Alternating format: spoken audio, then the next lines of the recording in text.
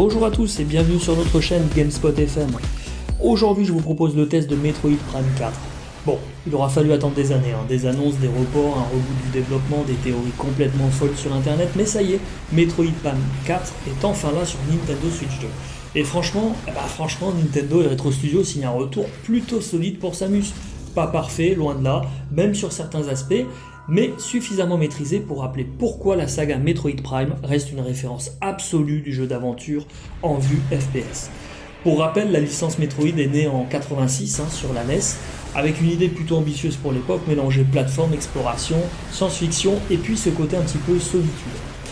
Mais surtout, ce qui frappe à l'époque, c'est de proposer une héroïne iconique, c'est Samus. Alors, nous allons voir si aujourd'hui Metroid Prime 4 tient toutes ses promesses dans ce retour sur Switch 2. Alors, rechargez tranquillement votre canon, asseyez-vous confortablement et c'est parti pour le test. Résultat, est-ce qu'aujourd'hui ce Metroid Prime 4 est à la hauteur de l'attente ? Eh bien honnêtement, on va commencer par la direction artistique et honnêtement c'est le premier gros point fort du jeu. Il est plutôt magnifique. Les environnements ont une vraie identité, jungle alien luxuriante, complexe technologique abandonné, temple mystérieux, planète hostile baignée de néon et de tempête. Il y a constamment ce mélange entre beauté et malaise qui définit parfaitement Metroid. Et surtout la gestion de la lumière. La gestion de la lumière est incroyable. Les reflets sur la visière de Samus, la pluie, les particules, les effets volumétriques. Par moments, le jeu est vraiment magnifique sur Switch 2. C'est pas forcément la plus grosse claque technique du marché, évidemment, mais artistiquement, c'est ultra cohérent et souvent très inspiré. On retrouve vraiment ce sentiment d'exploration solitaire qui faisait la magie des anciens épisodes.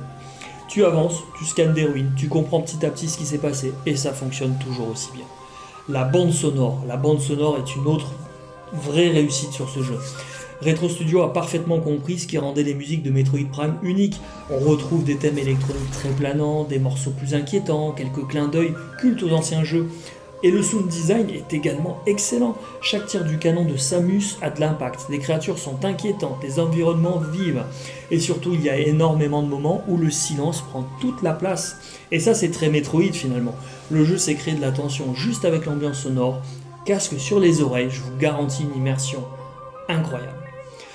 Alors ça c'est aussi une vraie bonne surprise. Sur Nintendo Switch 2, Metroid Prime 4 propose deux modes graphiques, qualité-performance.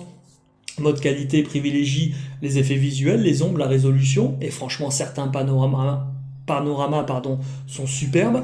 Et puis à côté, vous avez le mode performance qui lui va plutôt privilégier la fluidité. Et ce qu'on ressent surtout quand on fait par exemple des affrontements contre certains boss, les combats sont un peu plus agréables. Donc en fait, vous avez la possibilité de switcher entre les deux. Nintendo commence enfin à laisser le choix aux joueurs et ça c'est une excellente chose. Côté gameplay, on reste sur une formule très fidèle à Prime, exploration, scan, déblocage de pouvoir, backtracking, boss, ouverture progressive des zones. Franchement, ça fonctionne toujours. Les sensations de tir sont bonnes, le lock automatique reste agréable à utiliser et l'exploration est vraiment satisfaisante. Les upgrades de Samus donnent toujours cette sensation de progression hyper gratifiante.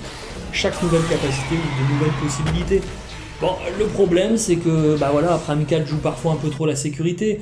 Le level design est efficace, mais finalement assez linéaire. On retrouve bien des raccourcis et quelques zones interconnectées, mais on est loin de la folie créative dont certains Metroidvania aujourd'hui nous proposent, surtout les modernes. Il manque parfois ce sentiment de surprise permanente. Le jeu guide beaucoup plus le joueur, du coup l'exploration reste plaisante, mais rarement mémorable. Après, maintenant, parlons du fameux passage à moto qui a clairement été décrié et beaucoup critiqué sur Internet, sur les réseaux sociaux.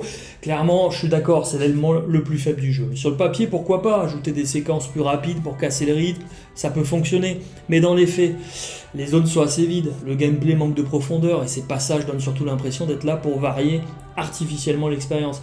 C'est pas catastrophique, ça se joue, mais bon, pour moi, ça apporte pas grand-chose au jeu. Honnêtement, quand on relance Metroid Prime 4, c'est clairement pas pour ces séquences-là. Concernant la durée de vie, comptez environ 15 à 20 heures pour l'histoire, davantage si vous voulez tout scanner et récupérer à 100%, c'est correct pour un jeu tel que Metroid Prime. Le rythme est globalement bien géré, le jeu introduit régulièrement de nouveaux pouvoirs, de nouveaux environnements pour maintenir l'intérêt. Certains boss sont vraiment excellents, pas révolutionnaires, mais solides du début à la fin. Maintenant, regardons un petit peu l'accueil critique. Metroid Prime 4 a globalement été très bien reçu, il y a eu plusieurs 9 sur 10, des 17, des 18, quelques critiques plus mitigées autour du manque de prise de risque, on en a un petit peu parlé, mais dans l'ensemble les retours sont très positifs. La direction artistique et l'ambiance reviennent constamment comme les gros points forts du jeu, et à l'inverse les critiques parlent souvent d'un level design parfois trop guidé, d'innovations limitées, des fameuses séquences à moto, on en a déjà parlé. Ma conclusion, Metroid Prime 4 n'est peut-être pas la révolution attendue après tant d'années, mais c'est un excellent retour pour Samus. Retro Studio livre un jeu beau, immersif, fidèle à l'esprit de la saga avec une ambiance toujours aussi unique.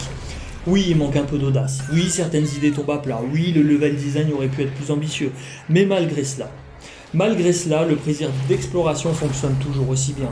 Retrouver cette sensation de solitude dans l'espace, ça reste quelque chose d'unique. Ma note finale, du coup, pour Metroid Prime 4, ce sera un 17 sur 20. Un très grand jeu d'aventure science-fiction qui aurait pu devenir un chef-d'œuvre avec un peu plus de folie.